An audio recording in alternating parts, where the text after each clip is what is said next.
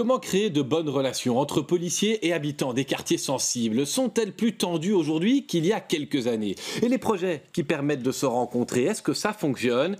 Y a-t-il une impunité ou un sentiment d'impunité chez certains? Des questions sensibles mais importantes qu'on va se poser aujourd'hui. Bienvenue sur le plateau de Versus.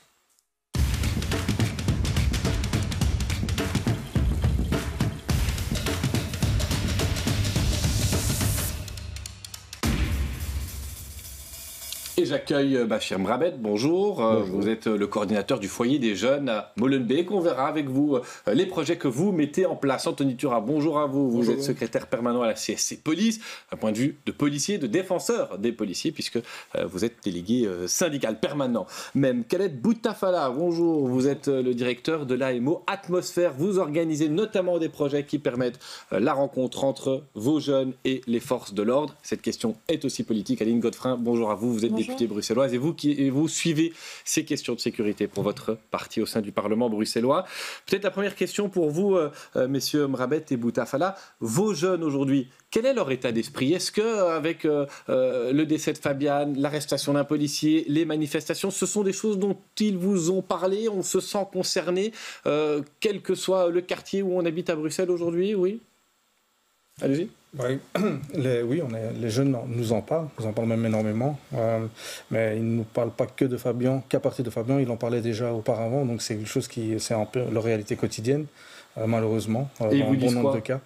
Mais l'impunité face à des comportements de policiers, leur sentiment que le fait qu'on ne les écoute pas, on ne les croit pas, lorsqu'ils ont à se plaindre de comportements de policiers, et le fait que la relation peut parfois être difficile avec certains policiers. Bachir Mrabet, qu'est-ce qu'on peut répondre à des jeunes qui viennent dire il y a des policiers qui nous arrêtent, on est contrôlés souvent, trop souvent, même quand on fait rien? Il y a une réponse qu'on peut apporter à ça comme adulte? Écoutez, moi, la seule réponse, c'est d'essayer de rester rationnel. Mon rôle est d'être éducateur d'abord, donc c'est clair qu'on en parle beaucoup. L'actualité ne nous aide pas, puisqu'avec ce drame qui est arrivé, évidemment, ça ne va pas faciliter les choses, puisqu'on est déjà dans une démarche d'essayer de mettre en relation les jeunes et la police. Et d'ailleurs, c'est le projet pour l'année prochaine également. Et évidemment, ce qui s'est passé n'aide pas. Donc du coup, on essaie de temporiser, d'attendre que la chose soit jugée pour qu'on puisse un peu analyser la chose. Mais sinon, j'essaye de faire en sorte qu'il n'y ait pas trop de ragots. On a fait un petit conseil de jeunes pour essayer de calmer les choses, de réfléchir et de ramener les choses à quelque chose de plus rationnel. Khaled Boutafala, quand même, on sait que ces procédures, elles prennent du temps, qu'il y a des enquêtes, les procès, ça peut parfois mettre des années. C'est audible ça pour des jeunes qui se plaignent d'être suivis, surveillés, contrôlés dans leur quartier? Non. C'est pas audible. La notion du temps, elle est différente pour un jeune que pour une autorité. Et attendre 5, 6, 7, 8 ans pour qu'une sanction soit prise, si sanction il doit y avoir, c'est beaucoup trop long. Je sais pas moi, n'importe qui dans un cadre quotidien, s'il a un souci avec son employeur, mais ça se règle très rapidement. Ici, ça prend énormément de temps. Et là, on parle juste de la notion du temps, mais après, il y a tout ce qui est preuve, procédure, la parole de l'un contre la parole de l'autre, tout ça, en fait, ça implique en fait d'allonger les procédures. Anthony Turat, voilà, le contexte est ce qu'il est. Nous, on n'a pas le dossier sur la mort de Fabiane, et puis on est là pour tous les quartiers de Bruxelles, mais est-ce qu'aujourd'hui, les policiers, quand ils prennent leur service, ils ont en tête le fait qu'un de leurs collègues a été arrêté, le fait qu'ils doivent peut-être être plus prudents parce que tout va être plus sensible, forcément, dans Bruxelles ces jours-ci? Disons que par rapport à cette situation, c'est un drame. C'est un drame pour la famille, pour l'enfant. Et c'est aussi compliqué pour les collègues parce qu'ils sont conscients de ce qu'ils ont fait. Ça génère pas mal d'émoi également au sein de la profession parce que quand on est pris dans l'engrenage de la routine, dans l'engrenage de tout un tas d'événements qui nous dépassent, à un moment donné, on peut poser des choix, des actes qui amènent à ce type de conséquences. Maintenant, dans cette situation-là, ça me fait toujours penser un peu au dossier Mauda, qui est un dossier dans lequel énormément de recommandations ont été émises et qui n'aboutissent toujours pas malgré plusieurs années. Et en fait, on est dans cette problématique-là actuellement où les drames se succèdent, les événements terribles se succèdent. Et au final, l'organisation en elle-même n'accorde pas le temps, l'importance et les moyens nécessaires à l'accompagnement du personnel, à sa formation, à son développement, plutôt qu'à l'urgence. Une urgence en chasse une autre.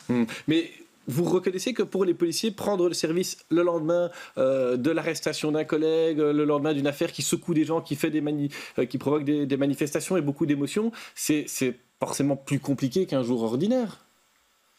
Je veux dire, tous les jours, les collègues, quand ils prennent leur service, ici c'est un événement terrible, mais tous les jours, les collègues, quand ils prennent leur service, ils ne savent pas comment ce service-là va se terminer.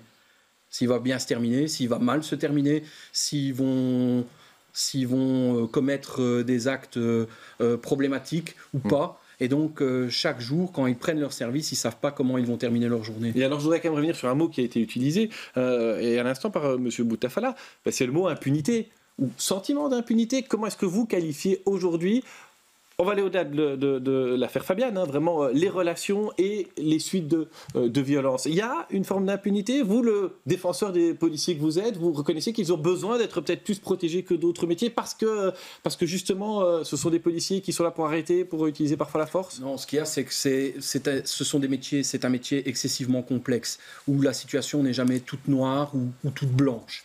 Et c'est vrai, là je peux l'entendre, que parfois les procédures prennent énormément de temps. Mais de manière générale, en Belgique, que ce soit des policiers qui sont impliqués ou pas, malheureusement, les procédures prennent toujours du temps.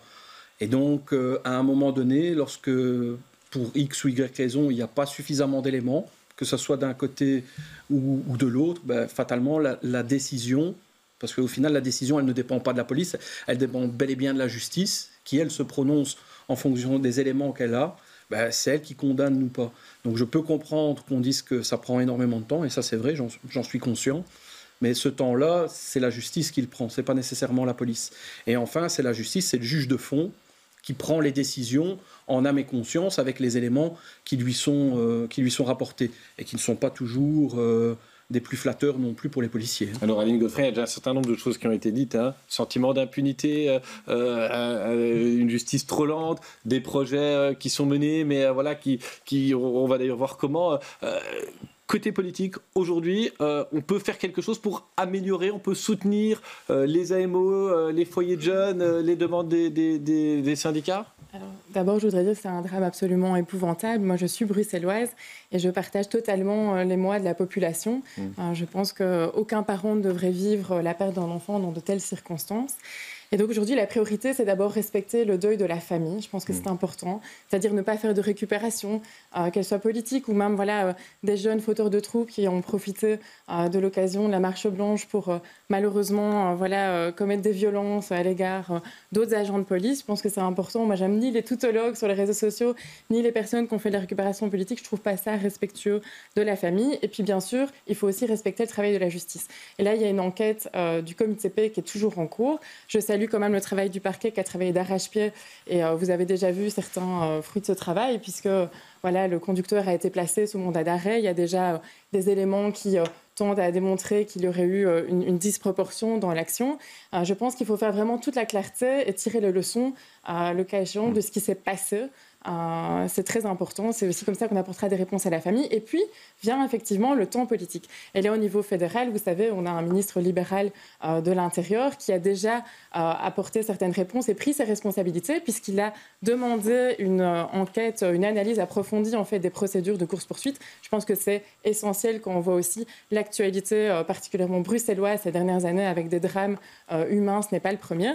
Et aussi au niveau régional, vous êtes sans doute au courant, donc il y avait un texte qui avait été adopté où le Parlement a donné en fait un mandat au gouvernement pour travailler d'urgence sur cette relation entre les jeunes et la police et qui est fondamentale. Et là, puisqu'il y a une question de relation de confiance mutuelle, moi, ce que j'aimerais bien comme politique, c'est que quand un jeune voit un policier, il reconnaisse un représentant de l'autorité et qu'il y voit quelqu'un qui va le protéger. Mais ça nécessite pour ça de la confiance, et là s'installe le respect. Mais c'est mutuel aussi, c'est-à-dire que les jeunes doivent respecter le travail de la police. Et à partir de ce moment-là, il y a une confiance qui s'installe. Et là, je veux juste terminer mon point en disant que malheureusement, moi j'étais la première députée interrogée sur le suivi de cette résolution par le ministre-président Rudy Verwoerd. Et il faut dire qu'il n'y a pas eu grand-chose de fait. Heureusement, il y a le travail associatif et des subsides qui existent, mais il n'y a pas de véritable politique structurelle à l'échelle régionale. Et là, je pense que peut-être la fusion des zones de police amènera un échange. Non, mais c'est important parce qu'il faut trouver des solutions. Vous dites beaucoup de choses et je voudrais qu'on les série un petit peu. Amènera peut-être une réponse dans l'échange d'expérience. Sur ce que Aline Godefroy vient de dire. Mais je trouve que toujours jeter le focus négatif sur le jeune qui doit respecter, je pense que ça doit se faire dans les deux sens. C'est important de le dire, c'est vraiment essentiel. Les jeunes se plaignent souvent du manque de respect des policiers qui les contrôlent, la manière dont ils les parlent, se plaignent des violences. Quand on me dit pourquoi est-ce qu'un jeune essaie de fuir un contrôle, moi je vous dis le nombre de jeunes qui ramassent des gifles lors d'un contrôle alors qu'il n'y a aucune raison de ramasser une gifle, ça fait à un moment donné que les gens n'ont pas confiance dans l'autorité policière. Et puis il y a à la fois le jeune qui voit, mais il y a tout ce qui est autour. Il y a les parents, les frères, les sœurs, les voisins, les jeunes qui sont dans l'espace public, qui voient ce qui se passe. Et tout se sait très rapidement. Et donc les policiers, certains policiers, parce que ce n'est pas tous les policiers, certains policiers sont vite étiquetés. Et donc les jeunes se méfient d'eux et se méfient en fait de l'esprit de l'ensemble de la police à cause de ça. Monsieur Mbrabet, vous vouliez aussi réagir? Oui, c'est-à-dire que sur l'idée même de créer des échanges, ça part d'abord par la base, c'est-à-dire soit une ASBL, quelle qu'elle soit, qui contacte la police pour pouvoir mettre sur pied des activités ou des moments d'échange et de débat. Mais le politique n'a jamais mis en place ou réfléchi à ce type de choses. C'est toujours à vous de suggérer. C'est toujours des initiatives propres aux associations, aux gens de terrain. En général. Ok. Vous en menez certains avec Atmosphère. Vous fonctionnez comment? C'est des joutes verbales, vous m'avez dit, c'est ça? Et quoi, vous mélangez des policiers et des jeunes pour qu'on apprenne à se connaître en faisant quoi? En jouant, en faisant une descente en kayak? Ça fonctionne? De dire qu'en fait, on reçoit un subside de la communauté française, du service de prévention, et un subside de la région de Bruxelles-Capitale. C'est important de le dire. Il faut remettre les choses au centre. Ils sont menacés, ces subsides, d'ailleurs, en ce moment ou vous y Pour l'instant, à la région, c'est bloqué, mais il y a un appel à projet qui est relancé, donc ça va suivre son cours. On attend. Est-ce que ça fonctionne? Est-ce que vous avez l'impression que ça aplanit les relations? Et qui ça aplanit? Est-ce que ça facilite les choses du côté des agents ou du côté des jeunes? Pour les deux, c'est des petites graines qu'on sème des deux côtés. Je veux dire, le jeune apprend à voir le policier autrement et le policier apprend à voir le jeune autrement que lors d'un moment qui est tendu comme un contrôle. Et donc ça a un intérêt. Mais de nouveau, c'est chaque fois à petite échelle, par petit nombre de policiers avec petit nombre de jeunes. Mais on doit passer par là pour créer le lien. Et ce qui est important pour moi, c'est que la hiérarchie prenne conscience en fait, de ces initiatives-là et pousse à la mise en place de ces initiatives-là, et comme on vient de le dire, mais c'est qu'elles en deviennent, qu'elles en prennent possession. Monsieur Mbrabet, ce genre de projet, est-ce qu'ils ne vont pas forcément toucher des gens qui sont un peu sensibles et qui ont un peu envie d'aller vers l'autre? Celui qui est vraiment à la haine de l'autre, est-ce qu'il va vraiment rentrer dans ce genre de projet-là? Alors, moi, je suis dans une maison de jeunes. J'accueille des jeunes tous les jours. Ce n'est pas forcément des jeunes qui ont le profil de personnes déjà qui vont prendre l'initiative de demander à pouvoir faire un échange avec la police. Bien au contraire. D'ailleurs, l'image est assez mauvaise de la police population et de la police jeune, d'autant plus que beaucoup de jeunes ont une crainte de la police. Donc, qu'est-ce qui explique que la police fasse peur, que l'uniforme fasse peur, que le corps de police fasse peur? Donc, il y a aussi un problème de travail sur la proximité, pour humaniser la police, l'agent de police. Moi, je me rappelle que quand j'étais plus jeune, il y avait l'agent de quartier, et on l'appelait par son prénom, on l'invitait à boire le thé. Et donc ça permet, je pense qu'on devrait avoir une stratégie, je ne sais pas sur le plan politique qu'est-ce qui est sur pied, à ce niveau-là, quel est le projet, mais de faire en sorte que la police ne soit pas qu'un corps ou quelque chose d'abstrait qui n'est que répressif. Et M. Mbrabet, par rapport à quand vous étiez jeune, puisque vous l'avez dit, ça date d'il y a quelques années, ça a évolué comment? Vous avez l'impression que ça allait mieux avant, ou au contraire que c'est plus tendu, les relations entre les habitants des quartiers sensibles, jeunes ou adultes d'ailleurs, et la police? Alors, pour tout à fait être honnête, j'avais l'impression, enfin, c'est très subjectif, que c'était plus compliqué avant. Ok. En ce qui me concerne, j'avais les cheveux plus longs avant, il faut faire un effort d'imagination, et j'étais contrôlé des fois, et j'exagère pas, et je me victimise pas 3 fois par jour, quelquefois.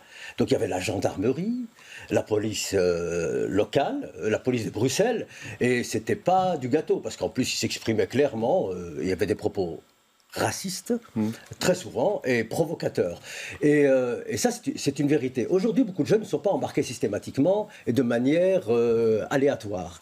Mais évidemment qu'il y a encore de la violence policière, dans certains cas, dans certaines situations. Mais dans mon cas, c'était carrément discriminant à l'époque. Monsieur Boutafala, vous organisez avec Atmosphère une permanence. Vous avez souvent des jeunes qui viennent se plaindre de, on va appeler un chat, de bavures policières? Oui, en tout cas, ils ont le sentiment d'avoir été victimes de violences ou d'un comportement inapproprié des policiers. Donc, ils viennent se plaindre de cette situation-là. Et là, vous leur dites quoi? On voit avec eux la situation. Il y a 2 avocates qui sont présentes ou une collègue assistante sociale qui est présente. Donc, ils voient avec la personne ce qu'il en est et examinent la situation. Si ça nécessite d'aller plus loin, de demander éventuellement la saisie d'un juge d'instruction, on le fait. Et ça a déjà abouti? Ça prend du temps. Notre projet nous existe depuis 4 ans. Ça prend du temps. Mais il y a des dossiers en cours, notamment suite aux manifestations qu'il y a eu récemment. Anthony Turat, vous avez été policier de terrain avant d'embrasser la carrière syndicale. Est-ce qu'on est formé aujourd'hui? Est-ce qu'un policier, quand il est sur le terrain, sait quand il peut contrôler quelqu'un? Est-ce qu'il y a des règles? À partir de quand il peut lancer la procédure de contrôle, éventuellement l'arrestation? Est-ce que tout ça est codé? Ou bien à un moment donné, c'est aussi le feeling de l'agent? Alors, pour ce qui est de la formation, oui, le policier est formé. Est-ce que la formation est suffisante et de qualité? Je pense qu'on peut aller beaucoup plus loin dans la formation et qu'on peut nettement améliorer la qualité de la formation. Ça, ce sont des éléments très importants. Quand on parlait tantôt des rencontres qui sont opérées entre les jeunes et les collègues, on le dit, c'est des choses qui se font petit à petit, petit groupe par petit groupe. C'est pas suffisant, c'est pas assez. Les collègues, tout le milieu, toute la formation qui est donnée aux collègues annuellement, ce sont toujours les premiers éléments qu'on supprime en cas de besoin. Une urgence chasse toujours une autre urgence. Et donc les collègues, ce qu'on leur demande, c'est d'être sur le terrain, de faire du chiffre, clairement, parce qu'il faut objectiver. Maintenant, le monde politique aime bien qu'on objective les chiffres. Faut justifier sa police. Donc, faut dire le nombre de contrôles qu'on a fait, faut dire le nombre de domiciles qu'on a inscrits, faut dire le nombre de PV qu'on a donné. On vous donne jamais des quotas, jamais. Mais par contre, il faut rentrer dans du chiffre. Et j'ai quand même encore une question, parce que nos 2 acteurs de travail social, finalement, nous disent que les jeunes ont peur, que les gens ont peur quand ils croisent la police. Mais est-ce que ça ne fait pas partie des choses normales? C'est normal qu'on ait peur de la police. Ça fait partie de l'autorité de l'agent de pouvoir nous arrêter. Est-ce qu'à un moment donné, on n'est pas en train de vouloir faire de nos agents, nos forces de l'ordre, des anges? Alors, en tout cas, moi, là où je peux dire aux gens, c'est qu'il ne faut pas avoir peur de la police, dans le sens, si vous avez vraiment un souci, si vous êtes vraiment en difficulté, si vous avez vraiment besoin d'aide, ne jamais avoir peur de la police. Jamais. C'est prendre trop de risques par rapport aux conséquences. Mais c'est légitime qu'il ait cette forme d'autorité. Alors, il y a une différence entre la peur et pour moi le malaise un peu qu'on pouvait avoir devant son instituteur quand on savait qu'on allait être interrogé sur un contrôle. Dans le sens, est-ce que tu as revu tes calculs? Ce petit malaise-là, oui, on peut le comprendre, on peut l'entendre. Mais la peur en elle-même, non. Ça, pour moi, c'est pas à ce sentiment qu'on doit arriver, parce que justement, la peur engendre la perte de confiance, et que ça soit d'un côté ou de l'autre, une fois que tout le monde a peur de tout le monde, il n'y a plus de confiance. Aline Godefroy, monsieur Mrabet nous disait quand même, avant on connaissait nos agents de quartier. Est-ce que là-dessus vous pouvez donner des éléments un peu rassurants? Parce qu'on a évoqué la question de la fusion des zones de police, on sait que c'est quelque chose qui va faire débat, il y a des promesses qui sont contre, alors quoi, voilà. Est-ce que là on ne va pas perdre cette présence de terrain, ces gens qui connaissent le quartier, les habitants, les enjeux? Alors c'est fondamental pour l'EMR de préserver la police de proximité. Et donc il va y avoir quand même une réforme, une réorganisation des tâches pour permettre aux agents d'être plus présents dans la rue. Donc ça va quand même leur permettre d'être plus à l'écoute des citoyens, de mieux connaître leur quartier. Et bien sûr, une réforme de la norme KEL, ça donnera quand même plus de moyens aussi à Bruxelles. La première fois qu'on réinvestit de telle manière dans la sécurité. Donc ça, c'est plutôt une bonne nouvelle. Anthony Turat n'a pas l'air trop d'accord. Oui, mais... Pas du tout. C'est pas grave. On est là pour en débattre. Maintenant, il y a aussi l'enjeu de la formation qui est très importante. On l'a dit, aux nouveaux enjeux urbains. terrain. Je pense que là, il faudra aussi examiner si les formations sont suffisantes aujourd'hui, mais aussi s'assurer qu'il y ait suffisamment de Bruxellois qui connaissent les quartiers, au sein de la police. Et là, il y avait une politique aussi régionale pour recruter des policiers bruxellois qui n'a malheureusement pas porté ses fruits. C'est un autre dossier sur lequel j'ai travaillé. Il y a un réel effort à faire pour intensifier le recrutement de policiers bruxellois qui connaissent les quartiers. Anthony Turat, le problème est particulier à Bruxelles pour le recrutement? Le problème est difficile, mais c'est vrai que la petite chanson comme quoi on va fusionner Bruxelles et que ça va résoudre toutes les problématiques à Bruxelles, c'est une petite musique qu'on entend de plus en plus, avec laquelle moi je me pose quand même pas mal de questions. Je voudrais vous dire, madame, vous ne le savez peut-être pas, mais la plupart des services de proximité des zones de police bruxelloises sont déficitaires. Donc ça veut dire qu'il n'y a pas suffisamment de personnel pour effectuer les missions. Et le fait de revoir la norme KUL, ça sera juste en fait redonner, pas une bouffée d'oxygène, mais remettre à la norme, à la limite, le financement des zones de Bruxelles. Enfin, nous verrons les discussions qui seront menées dans le sujet, mais croire que la fusion des zones de police va régler toute la problématique régionale bruxelloise alors que des problématiques sont fédérales, personnellement, j'émets un doute. En réalité, si je peux vite réagir, nous sommes d'accord parce que je pense que cette politique de recrutement attirer des Bruxellois, et là il va y avoir une centralisation qui va être faite au niveau de Stef Brussels, il faut vraiment pouvoir se donner les moyens aussi de recruter. Il y a énormément de postes vacants et donc c'est une problématique qui est avant tout aussi régionale. Est-ce qu'il faut revoir quelque chose dans les règles, l'autorisation, le moment, la manière de contrôler? On sait qu'un policier, même un policier ne peut pas sortir son arme comme il veut. Est-ce qu'on doit réglementer, contrôler plus strictement la façon dont les policiers contrôlent les gens en rue, mènent des arrestations, parce que c'est ça qui est souvent la base des problèmes et de tension. Hein. Nos deux acteurs là nous l'ont dit, Monsieur Turat là-dessus. Ces règles, elles existent. Donc vous devez avoir... C'est quoi les règles? Quand est-ce qu'on peut estimer qu'on contrôle quelqu'un, par exemple? Vous devez avoir des motifs de temps, de lieu et des raisons raisonnables de penser que la personne s'apprête ou a commis un fait délictueux qui mettent en danger la sécurité d'autrui ou éventuellement d'autres éléments. Donc quand vous voyez toutes les précautions d'usage que je viens de prendre, ça laisse les choses très très larges en matière de contrôle. Khaled Boutafala et Opine Dubonnet, mais M. Mbrabet, vous n'aviez pas l'air tout à fait d'accord. Vous avez l'impression que les contrôles ne se font pas selon ces critères-là? Je pense qu'il y a aussi il y a un problème de recrutement, et ce que je crains, c'est que comme il y a une pénurie de recrutement, qu'on puisse engager à la va-vite. Je me pose la question aussi sur le profil de la personne qui veut être policier. Quelle est sa motivation? Est-ce que c'est vraiment l'intérêt général ou parce qu'il aime? On devrait écarter des gens. Après, ils n'ont pas le choix parce que justement, il y a une pénurie. Après, il y a aussi la formation, et je crains qu'on bâcle parce qu'il faut des hommes sur le terrain et au plus vite, quoi. Alors, par rapport aux règles, je pense qu'on peut en rajouter plusieurs, et ça ne résoudra pas tout. Je pense que comme pour le football, un bon arbitre, c'est quelqu'un qui fait respecter et les règles et l'esprit. Et si on n'est que sur les règles, ça ne peut pas marcher. Monsieur, quand même, Boutafala, sur le profil des policiers, parce que voilà, est-ce qu'on sent en pratique que ceux qui ont un peu plus de métier, ça peut aller un peu mieux parce que justement ils connaissent les gens, ou au contraire, ça se passe peut-être mieux avec les petits jeunes qui sont pleins de motivation et qui vont essayer de toujours arrondir les angles. Il y a quand même, vous avez dû remarquer ça dans votre pratique. Ils ne se plaignent pas des agents de quartier, ils se plaignent de la brigade d'intervention ou des gens de la police fédérale, et donc des fois la police locale.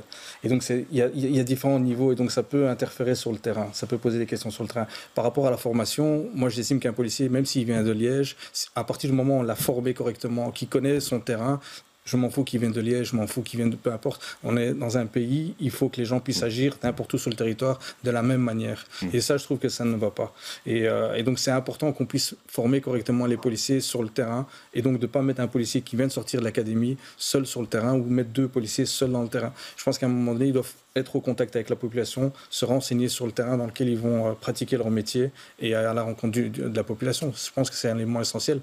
C'est comme ça qu'on peut créer du lien et du dialogue. On va passer à l'argument recevable. Il nous reste 2 minutes, et donc ce sera juste le temps d'un jingle et puis 30 secondes pour chacun d'entre vous.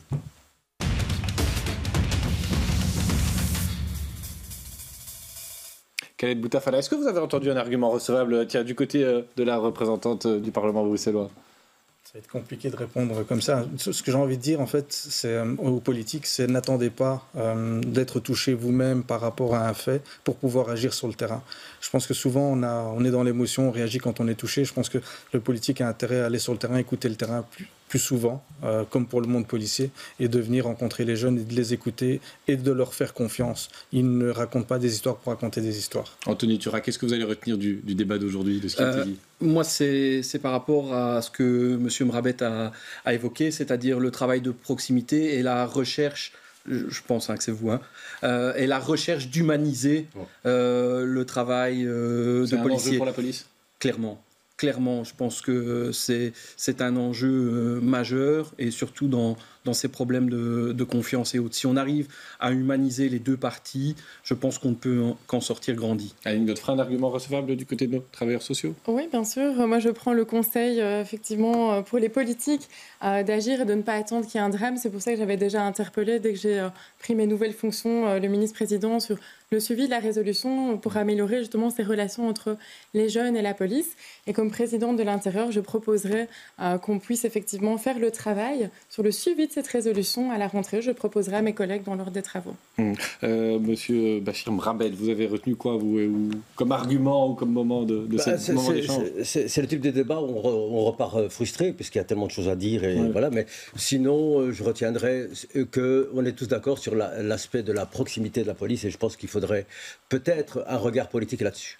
Et juste en 30 secondes, vous deux, tous les deux, même avec les années, même avec les moments de crise, vous gardez toujours la foi, la confiance dans l'utilité de votre travail de terrain et de vos structures, oui ? C'est essentiel, sinon on ne serait pas là. Et comment est-ce qu'on peut donner des conseils à des jeunes si nous-mêmes on est avec un esprit obscur, on va dire ça.